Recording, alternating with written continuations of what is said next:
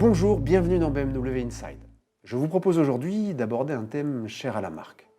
C'est un domaine où les partis pris restent encore très marqués. Je veux parler d'ergonomie. Alors, au-delà de la position de conduite dont nous allons parler, ce domaine concerne aussi l'ensemble des moyens d'interaction entre le conducteur et sa voiture. Nous allons ensemble découvrir à quel point BMW a su être pionnier sur le sujet. Dès que j'aurai réussi à m'extraire, on se retrouve dans un format d'automobile plus adapté. Alors, premier élément, la position d'avant en arrière. Ici, je me trouve à bord d'un X1, forcément assez avancé et surélevé qui permet de voir plus loin. À bord de série 3, je me retrouve plus reculé, plus bas, plus proche de la route.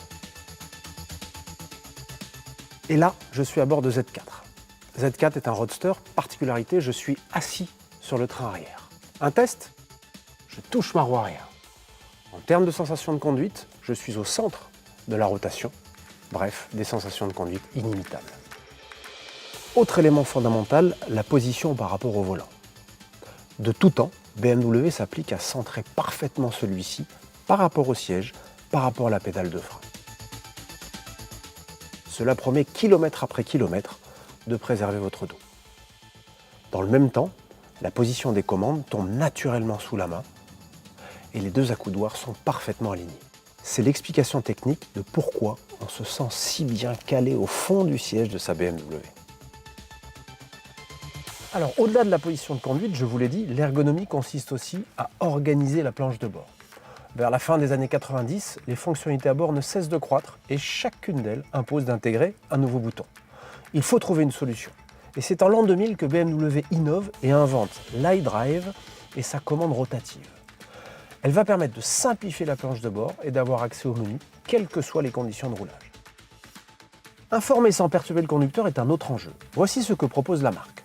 L'écran derrière le volant me donne des informations simples que je peux appréhender en vision périphérique, comme les aiguilles faciles à décrypter sans avoir besoin de baisser les yeux.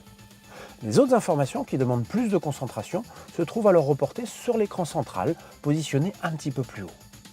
Mais vous le savez, la solution idéale est bien évidemment l'affichage tête haute. BMW va introduire cette technologie pour la première fois en Europe en 2004. Les informations sont alors projetées dans le pare-brise et perçues par mes yeux comme à 2 mètres derrière mon pare-brise. Cela va limiter ma fatigue oculaire et me permettre de rester parfaitement concentré sur la route. Fidèle à sa tradition de pionnier, BMW innove encore dans le domaine de l'ergonomie en proposant sur de nombreux modèles la commande gestuelle. Elle vous permet de prendre le contrôle de votre voiture en limitant les contacts. Je peux par exemple accepter ou rejeter un appel, monter ou baisser le son, passer au morceau suivant. Il est même possible de programmer un geste pour éteindre l'écran par exemple. Nous aborderons dans le prochain épisode d'autres subtilités sur l'interface BMW. En attendant, portez-vous bien et restez chez vous.